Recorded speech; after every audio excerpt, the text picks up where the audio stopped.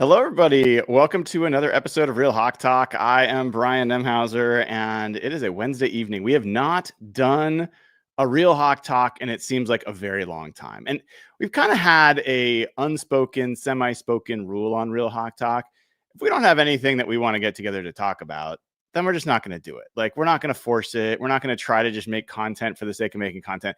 I mean, there's people that do like daily Seahawks content. Those people are idiots. I mean, total losers. Losers, posers, idiots, right? But the Real Hawk Talk crew, we get together when we really actually want to see each other and hang out. And I am super happy to be with my two good pals, Evan Hill at Evan Hill HB and Jeff Simmons at Real Jeff Simmons. How are you boys doing tonight? You've been icing me out of the podcast. I'm just glad to be coming back and fighting for scraps, and somehow got a spot tonight. For the audience who doesn't know, Brian tries to ice me out at any chance he gets, and I'm begging to come on typically, and 99% of the time it's a no. So, Jeff, how old is Evan? Is he like 38, 39, something like that? He's 30 going on 50. Is he old enough to where he can use hungover as a excuse for not coming on a show the following evening? No, not you, Evan. I'm not asking you. This is a question for Jeff. Wait your turn. Once you turn 30, I was watching a podcast recently, and they were doing a fantasy draft on things that suck once you turn 30. And the number one pick in the fantasy draft was Hangovers. However, you should be old enough to know to deal with it. No, that's not an acceptable excuse at this point. Oh, man. Can I ask a follow-up question? And it's sincere and it's in good faith. So I turned 30 this year, and honest to God, I never really got like extreme hangovers. I'd be like tired the next day, but what changed for me at 30 is there's certain types of alcohol that I cannot drink anymore. Yes. So I'd be curious to know if you guys had a similar experience, 100%. But it was like a light switch for me with some stuff. So 100% for me. And the biggest thing that I noticed is that the hangovers last not just a day, they last 3 days. But for me, it was tequila. You should see someone about that. I don't think that's normal. No, they're talking about this. Like, it feels like it takes me like 3 days until I get like back. Back in the day, it was like, you just eat a bunch of burgers and you'll be fine. Yeah. Dude. What?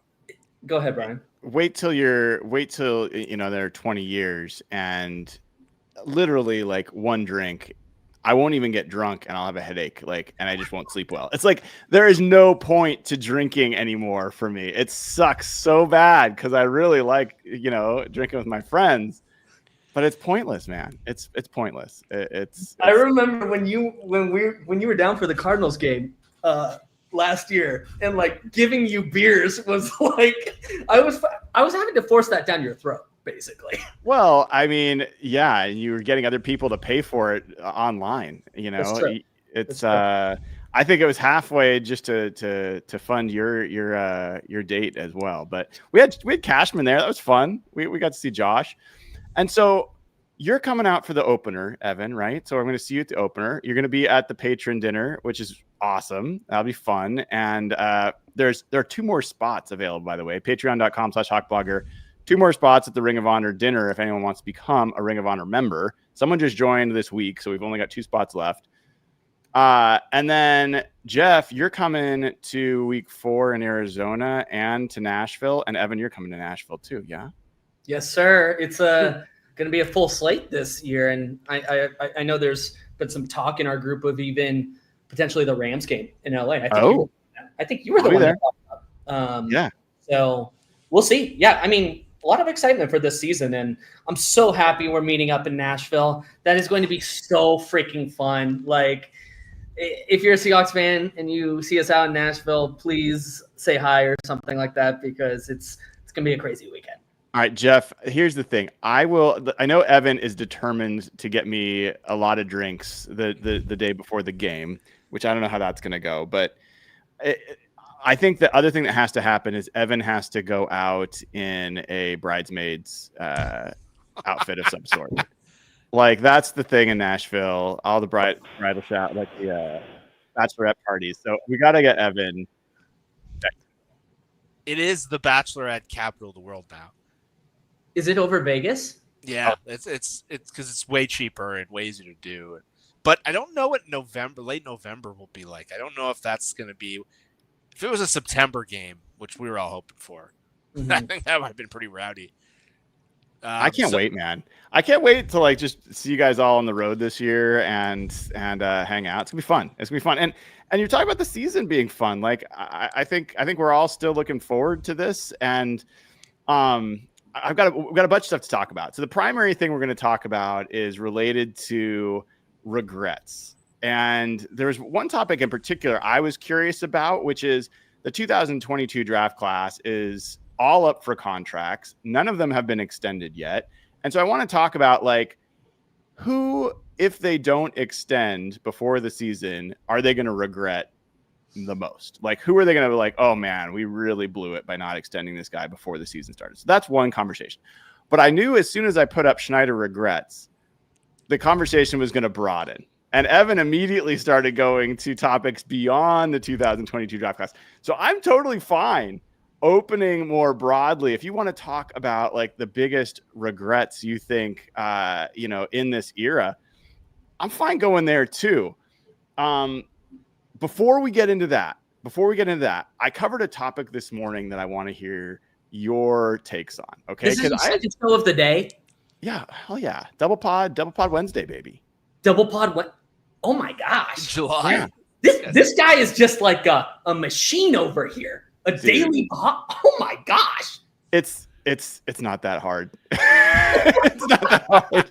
I mean, I'm not going to claim that I'm working any harder, and I know I'm not, than most people. But so show this morning, I've been going around the NFC West, going position group by position group and ranking every team 1 to 4. And so this morning I did quarterbacks. It was the last position group. Before I tell you what I ended up at, how would you rank the quarterbacks 1 through 4 in the NFC West? Best to worst for this season, not for like the future. Like for this year, who has the best quarterback, second best, third best, fourth? What would your answers be? If we're going just off of one season, you guys might hate me for this. I think Stafford is still number 1. I really do. I am so tempted to put Kyler Murray at number 2. I really am. Saying that? No, I'm Arizona, like your bleached hair. No, I'm being dead serious, man. Like I'm not a Sam Darnold guy, so he's going to be 3 or 4. And I think Brock Purdy is a pretty overrated quarterback, frankly. We saw what happened when he loses some weapons and pressure gets to him. So I'm gonna go Brock Purdy 3 and then Sam Darnold 4th. Okay. Jeff, what's your answer? I would probably go Stafford, Purdy, Kyler, Darnold. Where were you at, Brian? Where did you rank it differently? So I went into it. So the way I do it is like I go in kind of with an open mind, and then I go through and I look at all these numbers and I kind of match that up with what I've seen from the players and make a decision. I went into it with Stafford 1, and I went with Stafford 1 and Darnold 4 is where I was, and I just went and I was looking at Stafford's numbers, like every single way I looked at it, he was like 4 out of 4. Like pretty much on everything. And there was not something to really point to and be like, yeah, he's the best. And so I was like, I can't have him as the best when he's 37 years old. He had one of his worst seasons of his career last year. And I just I can't do it just based off of like 2 playoff games. Like I can't do it. So I went Purdy number 1. Purdy actually, like by a lot of measures, had the best numbers. He's been to a Super Bowl. He's won playoff games. Like there was enough there. I was like, I can't put Kyler above either one of them. Guys, one of the things I found this morning that was like jaw dropping to me, I looked up close and late performance. So I just find that as 5 minutes or less left in the fourth quarter or overtime within 1 score. Okay. You want to know how many touchdown passes Kyler Murray's thrown in those situations in the past 3 years? Like in aggregate? Uh-huh. Is it going to be stupid low? Is it going to be like... Brian's got that crazy look in his eye. Is it 0? Josh, log off, Josh. 0. Close the YouTube. 0. It's like He has like his last year in those situations, he had the worst passer rating of starting quarterbacks in the NFL. It was like 36. Hold on, you're saying over 3 years he's thrown 0 touchdowns, 5 minutes or less? Were there in any a one-score game. Were there any rushing touchdowns? Drew Lock is ahead of Kyler. Yeah, I could pull it back up to tell you Lock exactly did it in where that it was. Eagles game. So, yeah, it was really, really disconcerting when I saw that. So should we be worried about Jalen Milroe now that Josh is like such a fan? Yeah, maybe we should. I think Josh is a really poor judge of quarterbacks, unfortunately. I love the guy, but quarterbacks wise, no. So here, I'm going to show it to you. I'm going to make sure I'm right. Pulling it back up again. This is on StatHead. And Kyler Murray. Yeah, okay, here it is. I'm gonna share my screen so you guys can see it. No sleight of hand, okay? Let me pull this up. I mean, how much of a is it possible it's a broader reflection of just how bad the Cardinals have been, though, in getting? Don't come up with excuses for Mini Murray. Like, okay, so here's by the way, like the top performers, like the starters that have like reasonable amounts of attempts. Joe Burrow's number 1, like 114. He's thrown 8 touchdowns, 1 interception. Even Jaden Daniels in his rookie year had 5 touchdowns and 2 interceptions in those situations. Okay. CJ Stroud, by the way, Sam Darnold. He was number 1 in the NFL in this category last year. Number 1. I didn't know that going into this. All right. So anyway, can I keep going? Scroll. Here's Kyler Murray.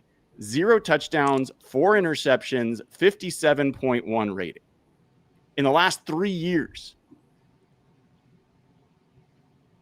That's awful, guys. And by the way, Brock Purdy's right here.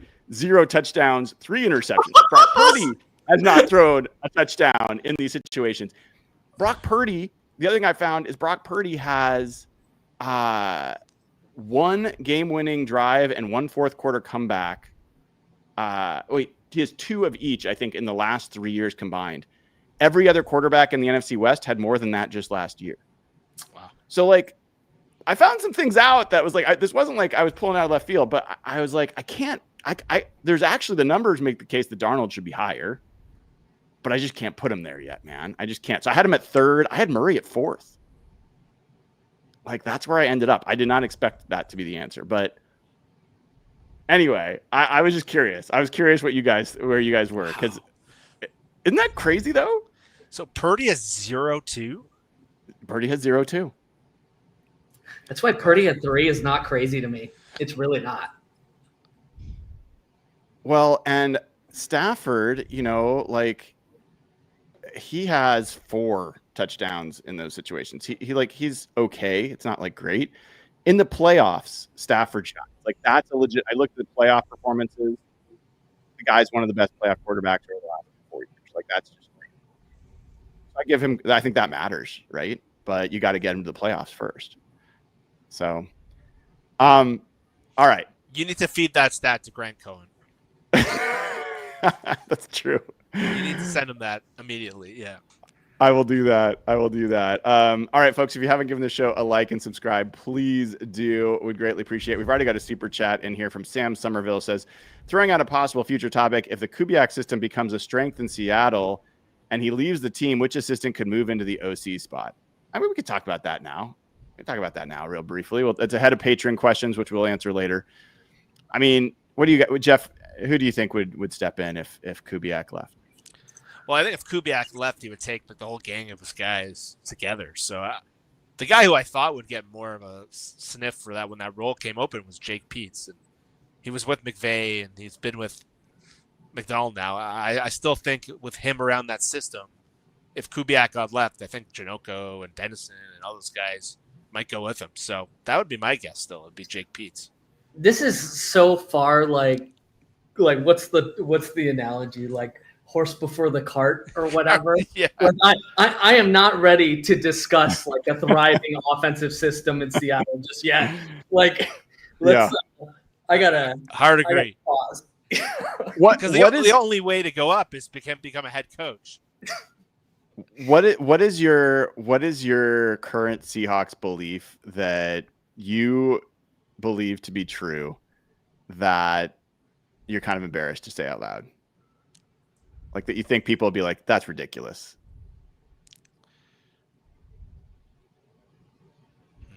I'll go first. First. Yeah. Mine, people that have been listening to the show know, I think the offensive line's not going to be bad. I think it's not going to be average. I think it's going to be good.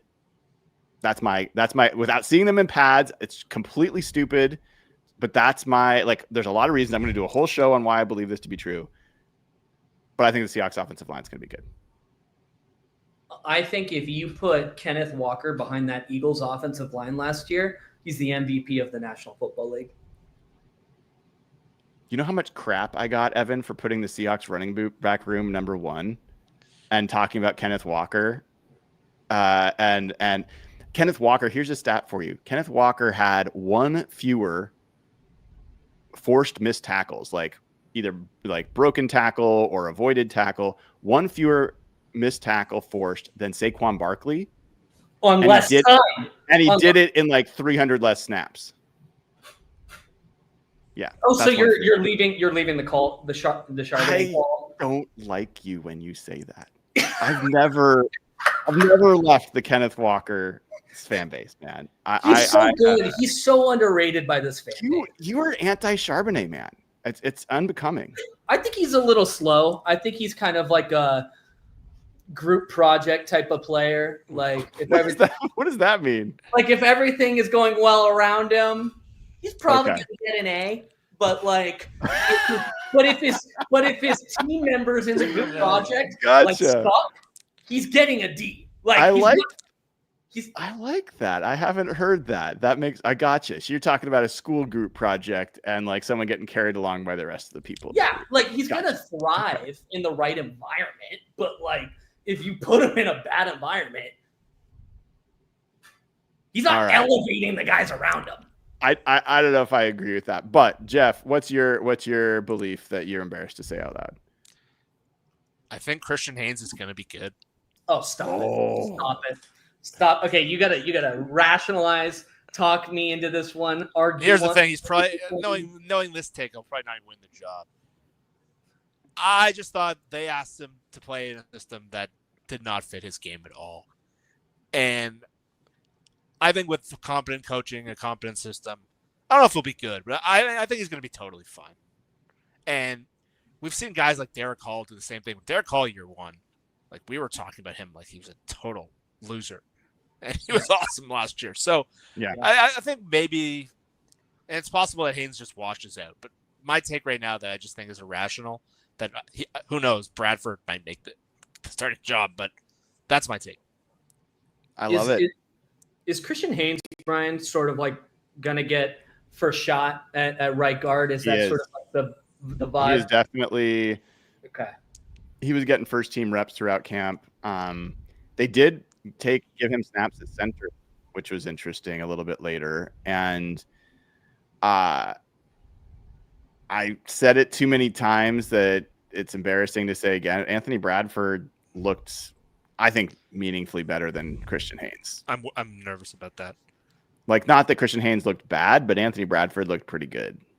So yeah, okay, that's how I'm feeling. I know. I'm very nervous about that. Like physically good or like good at football? Like he was more in shape or both? Yeah. Pads are not on. All the caveats are there. There's a lot left to be played. But if I had to bet money right now on which player was going to be better, I'm not going to say which player is going to start because I think there's other factors at play into who gets to start. I think Bradford looks like probably the better player. That's my very early read.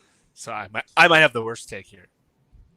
I don't know, man. I hope let's hope they're all good, dude. Let's hope it's an embarrassment of riches because it has not been that for a while. What does that say about Olu though? If Haynes he was not getting starting reps at center, he was just getting I think it says a little bit about Jalen Sundell as well because they were playing Jalen Sundell at guard some, so they want to check him out at different spots. I think it also might say something about Anthony Bradford. They might think that Christian Haynes' best path to playing time eventually might be center. I don't know. We'll find out. All I'm saying in the chat is that apparently Bradford was in a rap video recently. So you may have to take back your projection, Brian, if that proves to be true. Well, we should get him and Darren Waller together. I mean, I think hopefully him being back in the NFL means he will not be making any more music videos because those were bad, dude. Those are really bad. All right, so let's shift to talking about the topic of the evening, and we're talking about let's start with the topic planned, which is there's a bunch of draft picks from 2022. Happy to share them because you might not remember all the names, but of the guys that were drafted in 2022 for the Seahawks, none of them so far have been signed to an extension. The only thing that's happened with any of those is they've signed Charles Cross to a 5th-year option, or they picked up his 5th-year option, right? So of the players, you've got Charles Cross, Boye Mafe, Kenneth Walker, your guy, Abe Lucas, Kobe Bryant, Reek Woolen. We'll throw out Tyreek Smith, even though he's still on the roster, and Derek Young. So I think it's pretty clear that we're talking about the first 6 guys: Cross, Mafe, Walker, Lucas, Bryant, Woolen. Of those guys, which one do you think the Seahawks are going to regret if they don't sign to an extension? Which one do you think they will most regret if they do not sign him to an extension? And it can include Cross, by the way. Just because they sign a 5th-year option doesn't mean you're talking about waiting a year and then paying him market rate next year versus market rate now. So with that in mind, Jeff, where do you go first? Well, I would have thought Cross would have been ruled out, but if that's still in play, that's absolutely my pick. And look, with the offensive line, it's been an area that they've just bungled for almost 10 years. Cross, to some people, have not lived up to a top 10 player, but a lot of metrics indicated he was pretty good last year. But really, if you just make this simple, they need stability at the offensive line to make this team work moving forward. Brian, you've said it a million times. You're higher on the group, but if you go into the thing and either end up just paying them, that market's going to keep going up as the cap goes up. If you can get him now for a lower rate, I think that's going to look really, really good. I heard Albert Breer say he's the best left tackle that nobody talks about, and no one really does talk about him. But really, if you let him hit free agency and you have to replace the left tackle, that's such a disaster. I don't think that's even going to happen with 5th-year options. But I think for sure he is at a different level than probably ever on this list right now. Can I just add on to that and build off of what Jeff is saying? I think if there's an argument for overpaying one position on the entire roster, I think left tackle is probably that position. It's one of those spots where it's even I don't know, where would you guys rank Cross? Top 10, ish left tackles? Of left tackles? Of left tackles. I'd top 15 is where I'm comfortable for right now. 12-ish. Okay, yeah. So let's settle on 12. To me, that is a position. He still has so much upside. He's still such a young player that I think even if you just go off his draft profile alone, you hope that this new coaching staff, that this new offensive line coach can continue to develop him. He had flashes last year where it looked like he made meaningful advances, but I think it's really critical to state the drop off at that position is so massive talent wise that let's remember how bad it can get. I am having flashbacks to Bradley Sowell lining up, not even a left tackle, playing left tackle, and me having aneurysms as he gives up 19 pressures a game. Okay. I know partly Russell Wilson's fault, whatever. But still, like that is one position where if we're going to overpay to guarantee stability and maybe hope for improvement in player development, that's the freaking position. So, I think he is an extend at all costs type of guy. I really do. It's interesting. That's where you both go. I mean, I kind of think about it in a way of what is the price you're going to pay now versus the price you're going to pay if this player does really well. And so for me, the question's a little different because I look at Charles Cross and I think like they're going to pay him either way. If they paid him now, he's going to get a top left tackle deal. And if they pay him next year, he's going to get a top left tackle deal. So the delta between not extending him now and next year is really just the difference between what the top end of the market is this year versus next. And I compare that to some of the other guys, and I look at like Abe Lucas, right? Abe Lucas also is a tackle. His cost right now would not be top of the right tackle market. There's no way he could justify that. If he goes out and he becomes a Pro Bowl right tackle this year, he plays the whole season, and by the way, people keep forgetting Abe Lucas was meaningfully better than Charles Cross as a rookie, meaningfully better. Then he's been injured. Now he's back. And if he makes the same leap relatively to what Charles, I think he has the real potential to be a better player than Charles Cross. And maybe one of the better left. I think he could be very clearly a top 10 right tackle and maybe higher than that. And if that's the case, you guys are smiling because Cashman's still trying to say this whole bit that happened last year where the entire Real Hawk Talk crew did not want to believe that Abe Lucas existed. So annoying. You're like searching for signs of evidence. So annoying. So I guess I look at it, I'm like, Abe Lucas feels like a pretty massive delta. If they don't sign him to an extension before the season and he performs, they're going to owe like so much more money to keep him. So I agree with you, Brian, but let's talk about what your comfortability parameters are with a guy with his injury history. There is some unknown, right? Sure. How many games can he play? 100%. We all acknowledge this. What type of deal would you be willing to go up to for him in length, contract value? We can pull up the right tackle market and look at contract values, but I guess I'm curious to know what your comfortability is with risk on him. I mean, I'd have to look at the right tackle market to give you let me pull it up. I'm looking at it over the cap. By the way, a little bit of Seahawks related news. Jeff, you and I were talking about this earlier. Tristan Wirfs for the Tampa Bay Bucks, currently the number one paid. It says right tackle, at least on Over the Cap. I thought he was a left tackle. He was a right tackle. He switched to left tackle. Got it. Ago.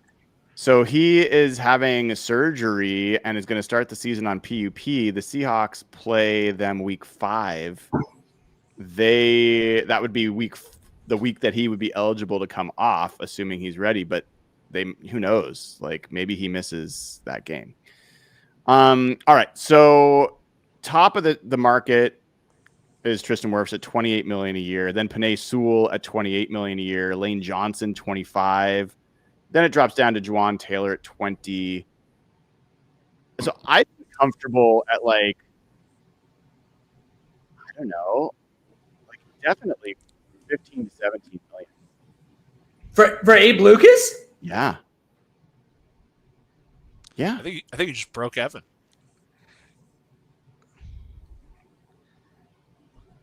With his injury history? Yeah, that would put him at 10th. It would put him above Rob Havenstein. So you'd be comfortable doing that right now. What do you think his ceiling would be if he plays well? Where does he get in the market? I think he's going to be well over 22, 23. If he plays really well this year, I think he's going to cash in. You don't think so, Jeff? I think you can sign him now for less. I don't know if he would take it, but for me, my number would be less. That is an expensive gamble.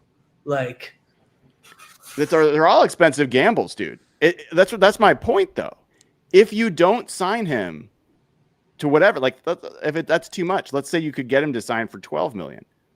If after a full season of top performance, he can command 20, 23, the delta there that you're gambling by not signing him now is huge, dude.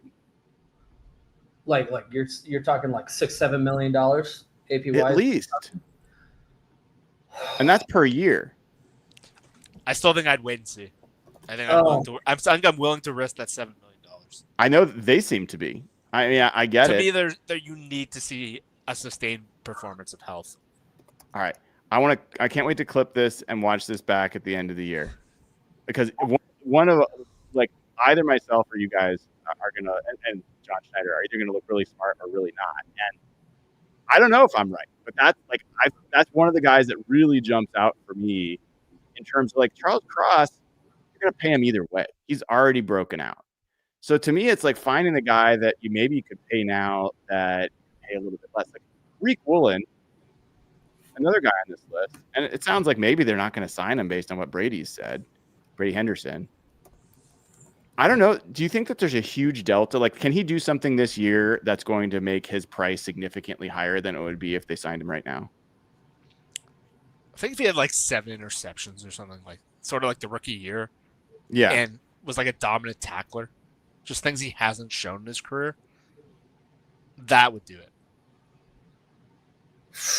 I just need to see. I mean, how many games did Abe Lucas play last year?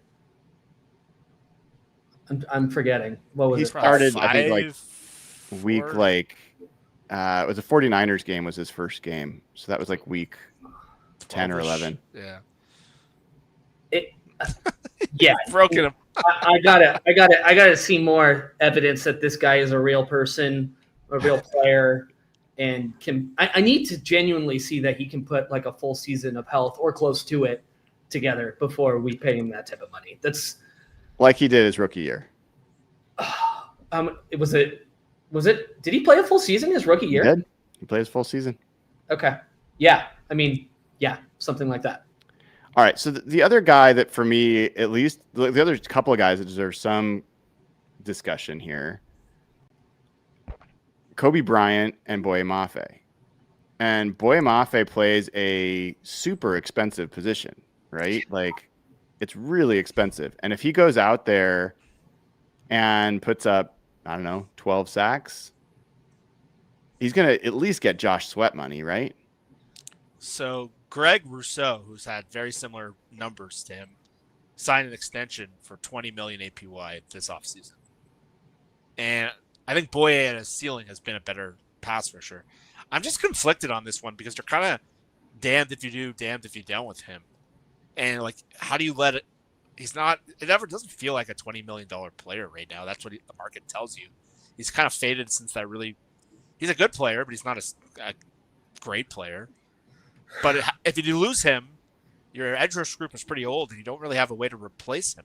Mm-hmm. And so I'm really conflicted on that one. He's going to get $20 million, I think, regardless, unless he has a huge breakout. That's a guy whose delta could go like crazy. But I'm really stumped on Boye specifically. That's a tough one. Yeah. Do you think, I mean, the question is, will they regret not signing him before the season? What would have to be true for them to regret not signing him before the season? Him having 14 sacks and jumping from 20 million to 30.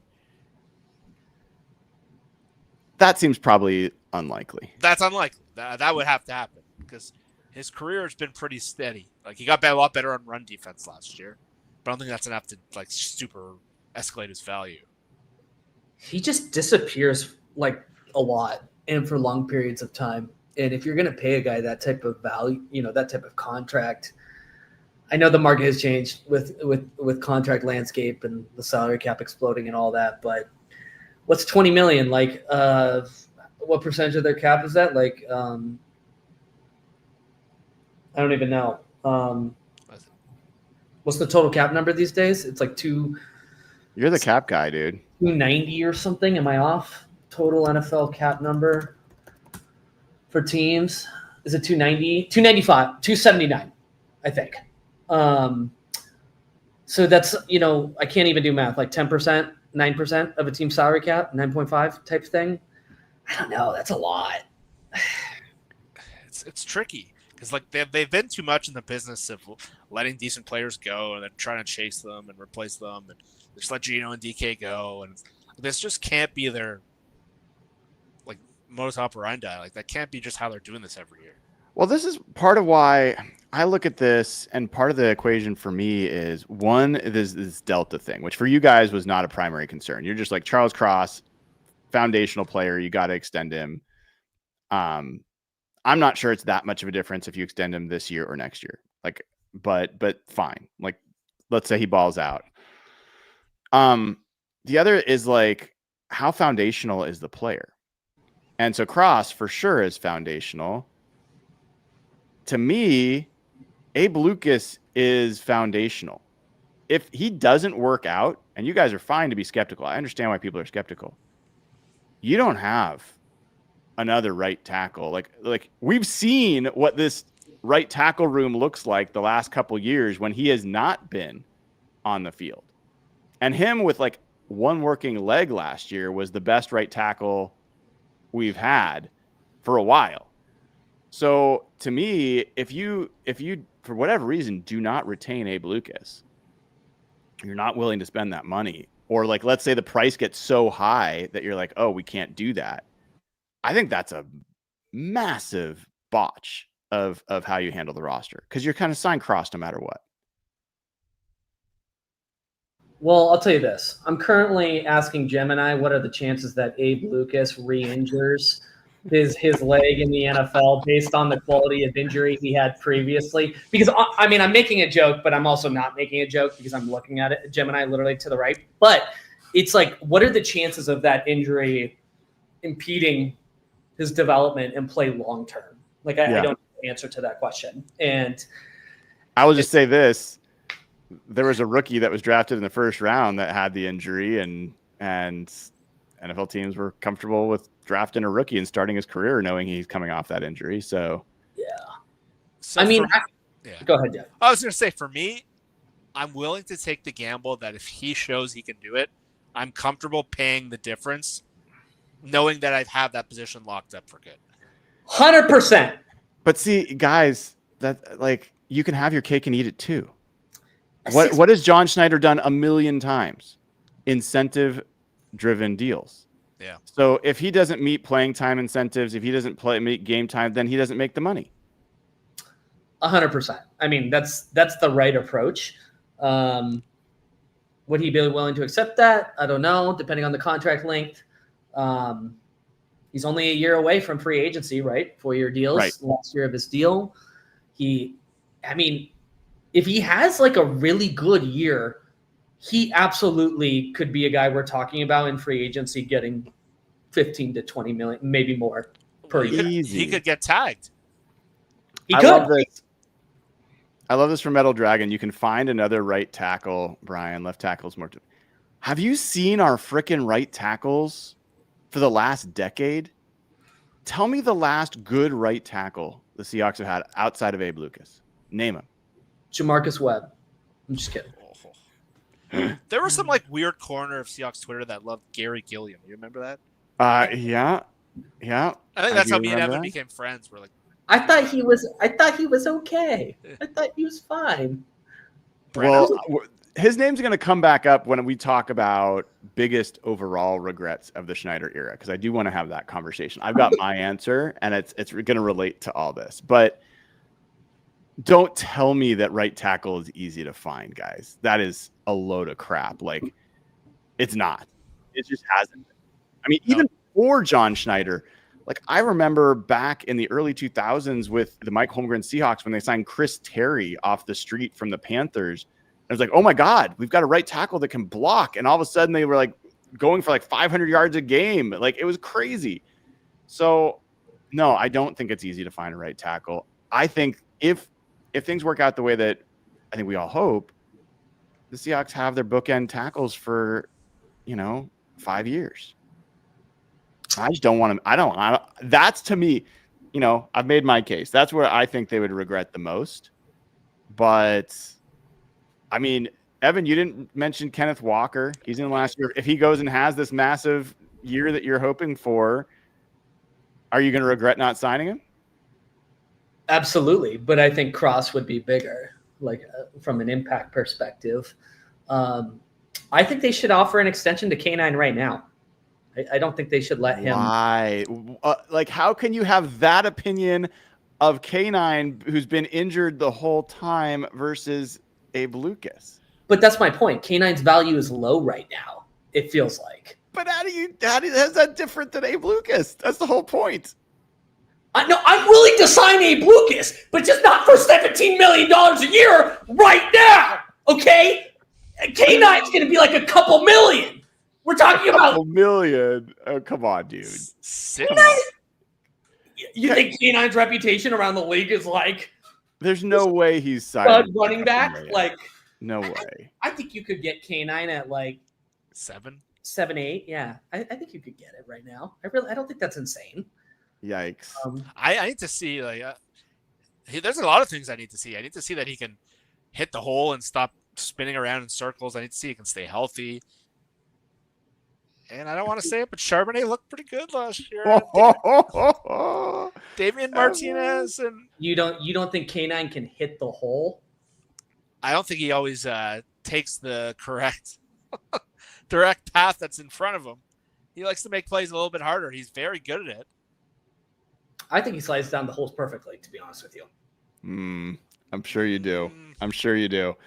Well, before we get to Patron questions, I do want to talk. Let's broaden it out. So, since I know this is something that at least went to your mind, Evan, I'm curious if you think about over the course of the Schneider era in Seattle, what do you think would be in his memoirs that he'd write? If you were writing it for him, you'd say this was his biggest regret, like the move that he either made or didn't make that he wishes he had done differently. What would be on your list? First answer. What's his list or my list? This is what you Good would questions. put on his list. Like this is you taking control of the pen and saying what you think the biggest regret would be of his tenure. My emotional heart absolutely hated the Jamal Adams trade. But the rational side of my brain says it's the Jimmy Graham and Max Unger leaving part of the equation. Not even so much Jimmy Graham being added, because there's a lot of cult members in this fan base that love Jimmy Graham.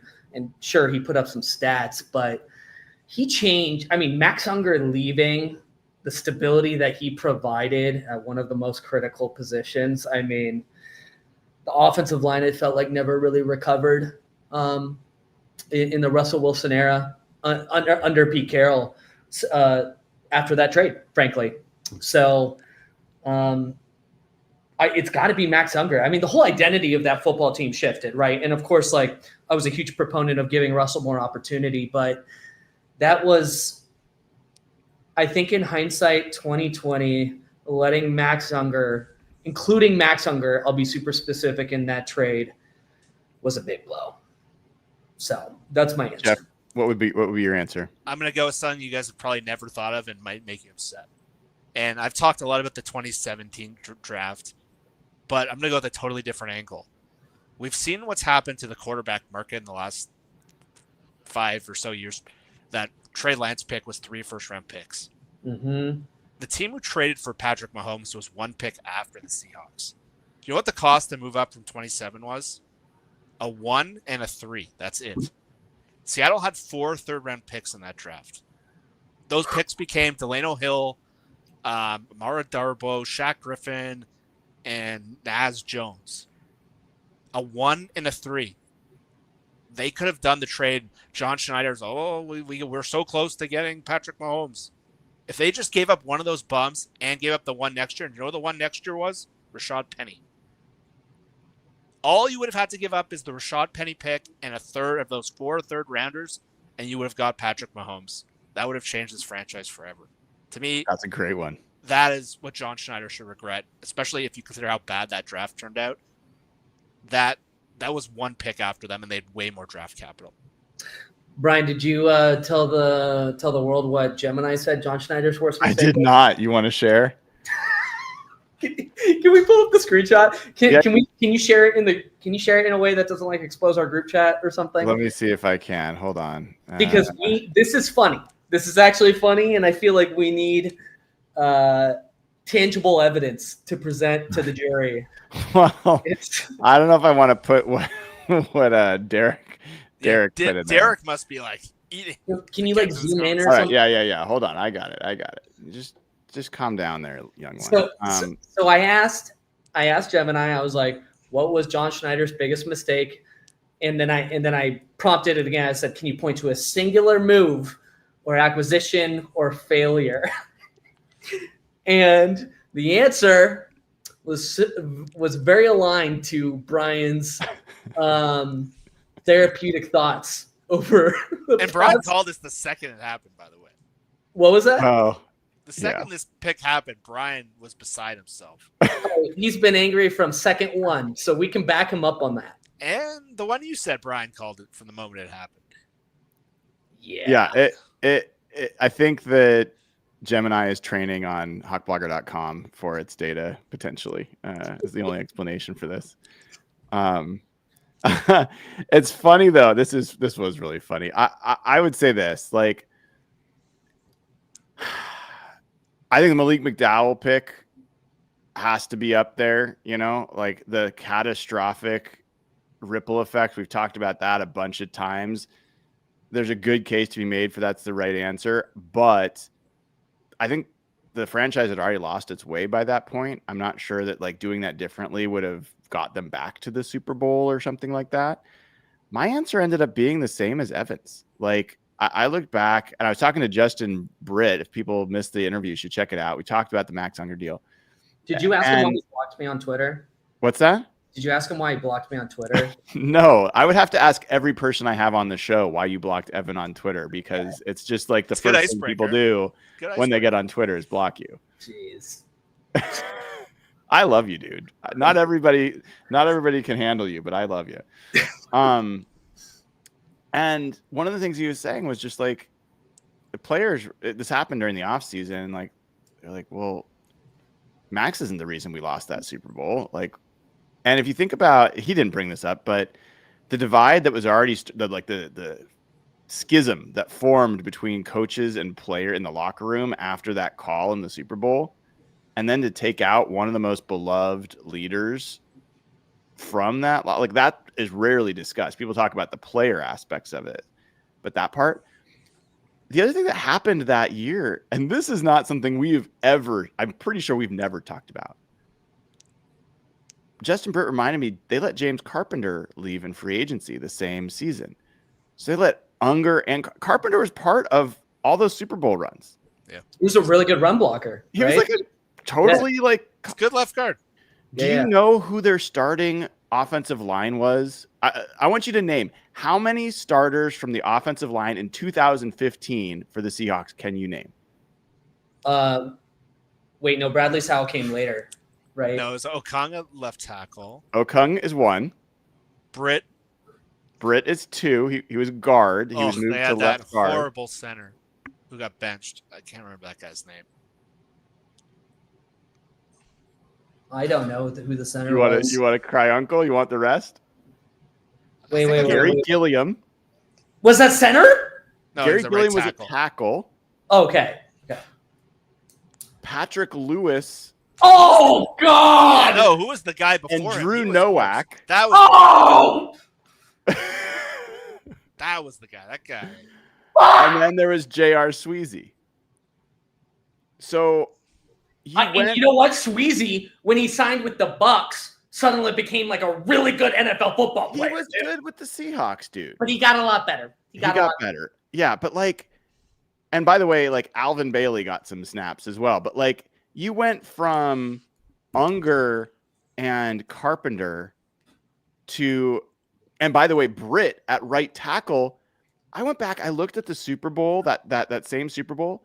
Britt and Sweezy pitched a shutout, 0 pressures allowed, and he was a rookie right tackle. He had actually like started to figure it out 2 weeks before the 2015 season. They're like, dude, we need you to play left guard. He'd never played it, and it was a disaster. He was so bad. So you like weakened right tackle. You end up with Gilliam there. You end up with Nowak, and then Lewis at center instead of Max Unger. Is there a bigger drop off that you can imagine? And then you go from Carp to Britt at guard. Like it was like you took 3 positions and absolutely threw them into the shitter, and like saw like I think the roster, like the roster already probably had lost confidence in the regime. So like that to me would be like tops, I think, of my list. I want to pick something else so I wouldn't just say the same thing as Evan, but that I can't. That's where I end up. Thankfully, we don't have the same general manager making the same decisions. Thank God. I think he's done pretty well the last few years. But you never know if that was him or Pete. I think if he could regret anything, it's that he didn't stop Pete from making the Jamal Adams trade. Wait, yeah, hold up. Can we pause for a second? We need to have a therapeutic moment. Jeff texted me this the other day, and sorry for the no response, Jeff. Apologies in advance, or delayed apologies. Most people should not respond to the nonsense. You said that there was a leak that revealed that. Where did that come from? Where did the Pete was the Jamal guy, John was not the Jamal guy? Where'd that come from? I don't remember where that came from. I think it was just because of Pete's love for defensive backs. And I don't know.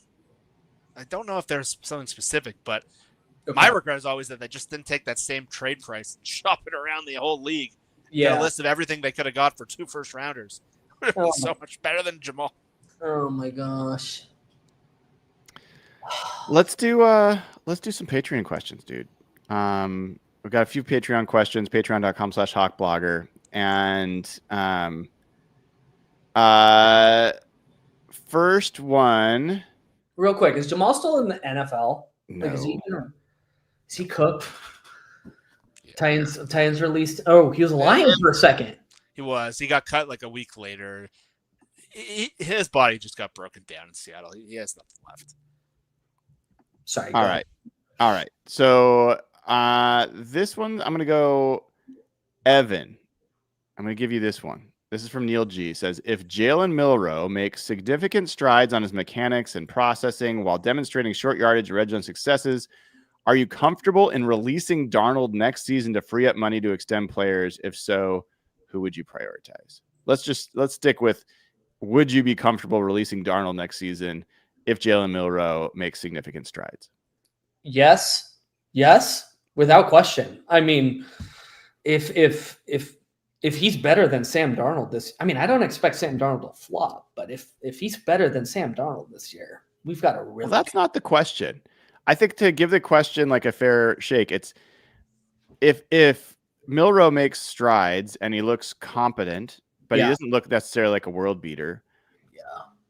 Would you be willing to move on from Sam Darnold and just give Milroe the chance to develop, even if it meant you take a step back? Absolutely. You're not interesting. Can I say something like maybe I don't know if this is controversial. I don't think this team is competing for a Super Bowl with Sam Darnold. Like, even if they have a top 5, 6, 7 defense, like I don't, it's hard for me to envision a world where this offense is so good, this offensive line is so good that they're like really competing for a Super Bowl. I mean, am I off base here, guys? Like, am I okay? So it's not a hot take. It's a normal take.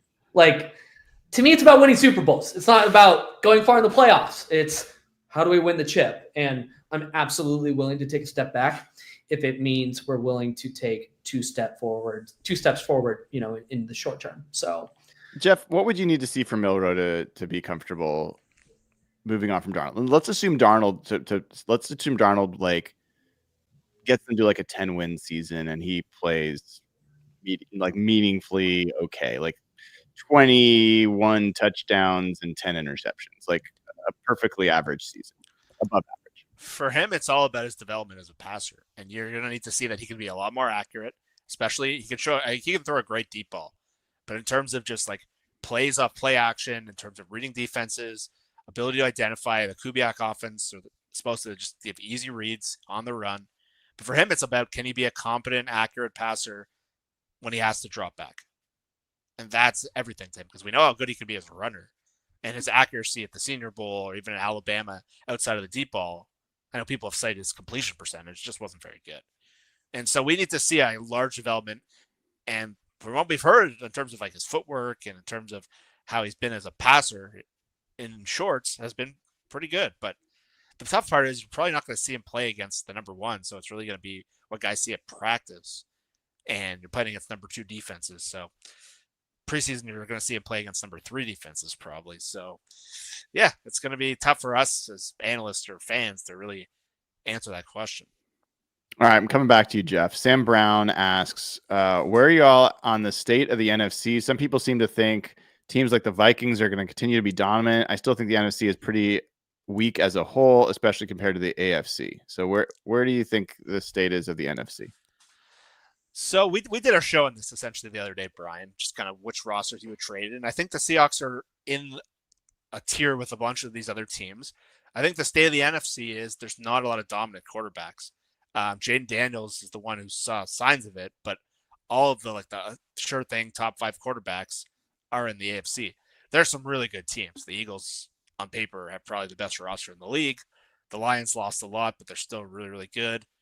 And then there's just a gap of a bunch of teams where so much needs to happen. So I think the thing is pretty open in terms of who can emerge, what they need. But there's just a large volume of teams, which makes the NFC really interesting. The AFC, you already know, Bills, Ravens, Chiefs, probably someone's going to, maybe Bengals, someone's going to come out of there because of those quarterbacks. But in the NFC, it's more about the complete team builds. And the Seahawks have potential to be one of the most dominant teams on defense. I think Evan's absolutely right about their offense. So that's probably what's going to hold them back. But there's not a lot of truly dominant rosters outside of the Eagles. What's kind of, I'd have to go back and look to be sure, but I think the NFC has the better rosters. I think the AFC has the better quarterbacks. Yeah. That's a great take. It's a really right. Good take. Yeah, hard to agree. And so I look at the Lions and even the Eagles and the Commanders are an exception. They're kind of an AFC style, like good quarterback, pretty weak roster, but they went to the NFC Championship last year. Yeah. So. Yeah. Even the Chiefs roster is way more weaker than it was. It's way weaker. Like who's their third best player? I don't even know. Yeah, and Chris Jones feels like he's not quite old. Trent Williams in terms of decaying, but Kelsey decayed last year. Yeah. All right, good question, Sam. Evan, to you. All right, this is from Nick Esser. Says, now that the GM, head coach, and OC are all on the same page, which clearly they were not last year, do you think the offense will be better than last year? If so, how is this not a 11-plus win team? They better be better than last year. They had a full offseason to target their offensive coordinator of choice. They were not coming into the process late and delayed and working from slim pickings, even though we are all honestly really excited about our Husky boy. I do think the line I don't know if you guys have seen it in the sports books. The line is like 7 games, right?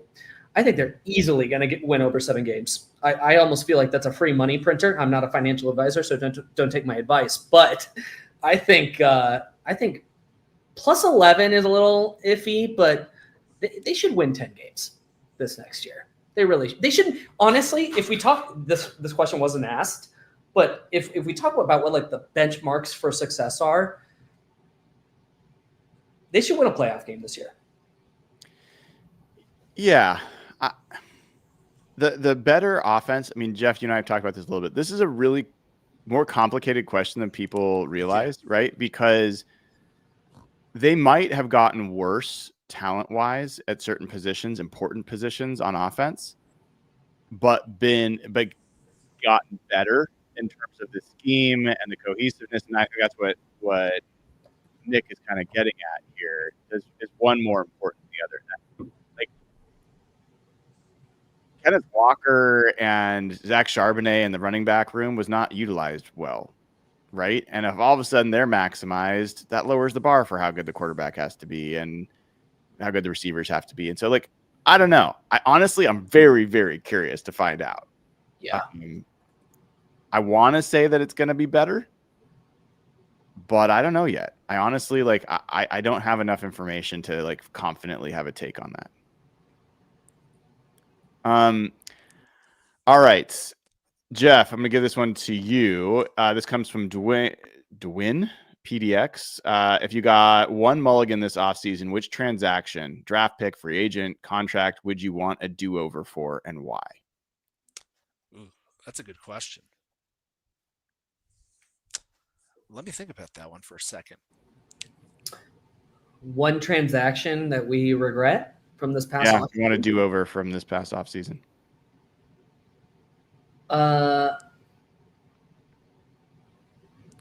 Do you wish they had targeted like a center in free agency? Not Will Fries, but like a center. Drew Dahlman. Yeah, exactly. That I was forgetting his name. He was a Falcon previously, right? I think. For me, it would probably be either not drafting a nose tackle. Like, that's one for me, or not signing one of the free agent guards. Like James Daniel. I know we talk about Will Fries plenty, but like James Daniel signed a pretty cheap deal for Miami coming off an injury. Like, there's a few options there that I would have rather them have at least one vet. So you're not saying Geno? I feel like that wasn't entirely in their control. Yeah, I feel like that's the storyline that's gotten out of control. Yeah, there's some competing narratives on that one. Some real propaganda being propagated in this fan base. I don't know that there's one truth though, right? Like, no, but there's a number that they could have offered that Geno would have signed for. I don't know if that's true though. I think it is. I think Geno wanted to go play for Pete. I do too. I don't think there's anything wrong with that. Evan, you have your face.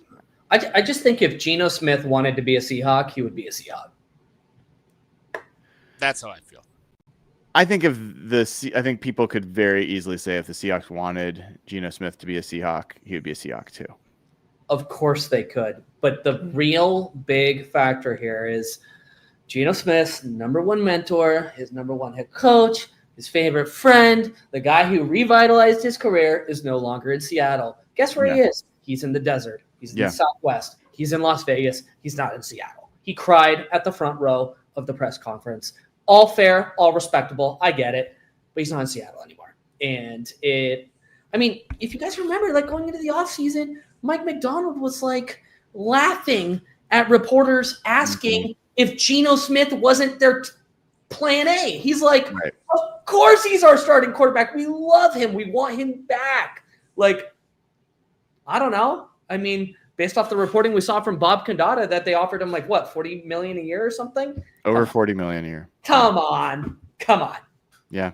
Come on. There's now a narrative that the only reason they went to Darnold was to save $10 million or something, which is that's not true. That's just not true. I think people have their. I heard a certain reporter mention that, and it triggered me.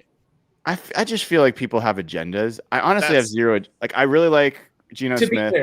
To be clear, I have an agenda. I know you do. You 100% do, which is I'm definitely not non-agenda oriented. To be clear,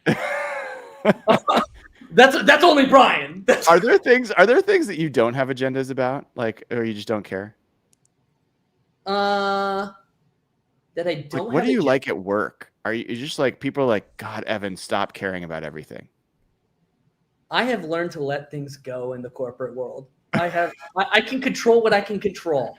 That's what my focus is. Jeff, did we ever get your answer to this question about the? Yeah, to me, like the Drew Dahlman thing, like I thought you needed to add a veteran lineman and a rookie lineman. I thought that was always such a big deal with the cap room they created. It felt like that was just it felt kind of shitty that their whole offseason plan was based around getting Will Fries, who's coming off a broken leg. But the market wasn't great, to be honest. Like Tevin Jenkins, people were like begging for, and like no. And Drew Dahlman didn't sign for an exorbitant amount of money. If I had that stack of money, I would have just been like, okay, we will give you whatever it takes to not get you to go to the Bears. It's not a smart way to do business, but I know what my off-season regret is. No offense, about to make a lot of money, guys. Iowa boy, $14 million or something this year. It's a lot of money. So your regret is not moving him yet? Yeah, trading him or my something. only problem is like we already have like what, $40 million. Like I don't know why everyone's so worried about the money. Like I would have traded him for a sack of rice, please. Yeah, okay, that I'm looking. Come on, everyone's so worried about this money. We have roll too over much the money. cap space, but Jeff, roll over the cap space. I'll take you that. Still can. I guess you still can. No. Yeah. Okay. Any last question. Yeah. We're moving on from no fan. Last question for you guys. Yeah. It's not great. Instagram. When you see guys, Seahawks players on Instagram. You're going there. I'm asking you, this is a question. When you see guys on Instagram and they're like posting their workouts all the time, or you see them working out together, do you think that and then you see other guys posting stuff that's like they're out, partying, traveling, whatever, enjoying their off season. Do you read into that? Do you like assign value to like what they're posting on their Instagram stories? Jeff, would you like to go first with an eloquent response? I'm not going to agree with you guys on this one. Most of the people said anything. You can't agree with us or disagree. Okay, I'm just saying I don't have Instagram, number one. So I hate Instagram. I think it is a disaster. It is like the most fake website in the world where people just completely expose their bullshit motives. So we can spend another time on that. People see what they want people to see, and I think people on Instagram are mostly pathetic. Not people who use Instagram the way people post on there, but I don't buy into it too much. Some people kind of look like what I would call, what's the word I would use? Not moron, but like certain people, the way they try to portray themselves is can be embarrassing. But if someone's like not posting videos of them working out, that doesn't mean they're not working out. Like 90% of people who are working out aren't posting it. But look, their job as football players is to portray themselves as athletes in the best possible shape. It's definitely not the best look when they're not posting stuff like that. But to me, I don't give a crap about what people are posting and whatnot. Like most of the guys who are in the gym are not posting it, so I don't care what I see on there or don't see. Let me ask you a more specific follow-up question, Jeff. If your first round pick was posting Instagram videos of him allegedly, keyword allegedly, for the lawyers who review this later, drinking and partying, doing like the whole clubbing stuff, like the whole like bottle girl activity type stuff till 3-4 a.m. Would you let me rephrase it positively. Do you feel encouraged about his football future? Do you believe that is conducive to his football future? No, I don't. I like some of the best players in the league are way crazier than that. They just didn't have social media back then, or don't now. Like go look up Warren Sapp or Randy Moss or Lawrence Taylor or any of those guys. I think when people post that stuff, I worry that they're just tools in general. Like, I don't know why you want the whole people seeing that, but sure, it's not the best look, but I don't think that's like an instant sign that like guys who party too much in the off season are not going to be good at football. Like some of the best Hall of Famers of all time were completely out of control. If I'm trying to portray myself and I'm someone's agent or PR guy, I'm probably like, what the hell's wrong with you? Stop posting that stuff. But I don't think that's like a sign that someone is not doing their job, or I think that I just worry that they're a dumb 21-year-old who doesn't realize the way they're presenting themselves. Yeah, I have a different take. Brian, you want to go? I mean, I don't have a particularly hot take here. I think here's what I think. You have a very limited window to be an NFL player.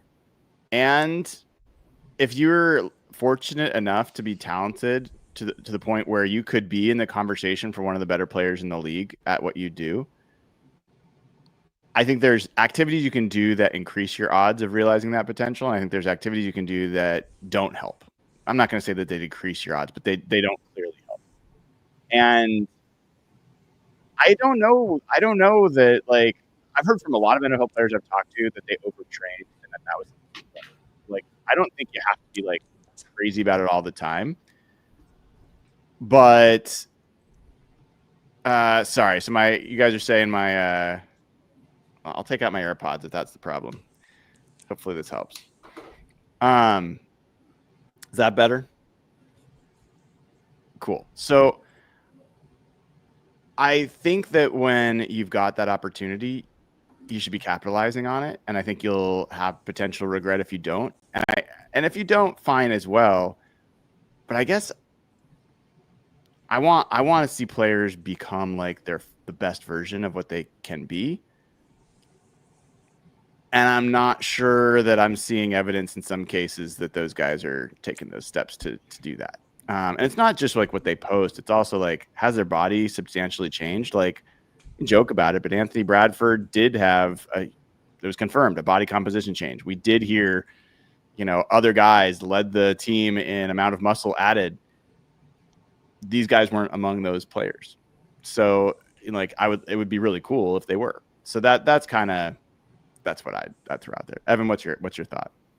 Who was the player that Mike McDonald reportedly cussed out at training camp last year, who showed up like out of shape and was? I think it was one of the Auburn corners. We never got the name. I just remember it was alluded to in Brady's story. Yeah, I don't think we got the name. I think, if I'm being honest and sincere, like my take is very similar to yours, Brian. It's like you have a very confined earning window. If you're blessed with all the talent in the world and you're drafted very highly, like, we just want to see our players selfishly reach their full potential, right? It's a selfish, because we're rooting for this football team, obviously. We want to see them hit their ceilings. And, like, I just think clubbing till 4 a.m. is not conducive to that. So I'm not going to judge. You know how many NFL players are clubbing till 4 a.m.? They just are dumb enough to be posting it all the time. Like, Golden Tate was literally on a podcast last month and said he went out every Friday night. He was a Seahawk and partied like crazy. But Jeff, and even Golden Tate was one of the best players we had. But Jeff, even that distinction of not posting it that matters still. No, I will 100%. That's what I say. Like, to me, I worry that he's a. It's like the optics. I agree with that, but, like, I don't know. These guys are young millionaires in the offseason. Like, every George Kittle video is him slamming back like 17 million beers. But for every one George Kittle, there's 500 guys who had talent but pissed it away. Like, but I don't know. I think we're drawing a jump to conclusions, Matt, in the movie Office Space. I think we're starting to get there. All right. Well, I was curious. That was a good conversation. Last thing, sorry, this was a super chat we got to get to. Will Fries, the Vikings free agent guard, frequent listener of the show, wants to settle a bet. Would you trade Charbonnet and Cooper Kupp for Isaac Guerendo and Jawan Jennings from the 49ers? I'd throw in a first-round pick to get Charbonnet off this football team. Come on. You want an extra first? Answer. I'm a Suns fan. I'm used to attaching first to things. Okay. Jeff, let's hear an honest answer from you. Would you do this deal? No, I hate Juwan Jennings. I find him incredibly annoying. He's definitely better than Cooper Kupp at this point because of his age and he's ascending.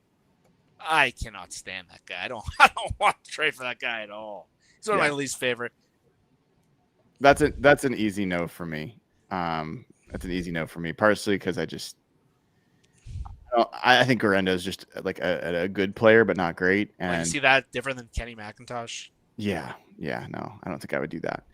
All right, guys, I've kept you for over an hour because I just missed you, and it's been fun hanging out. So thank you for coming on. Everybody, make sure you follow Evan at Evan Hill HB, Jeff Simmons at Real Jeff Simmons. And you know what? I'm Brian Nemhauser, and you can see me tomorrow morning. This has been another episode of Real Hawk Talk. Take care, y'all.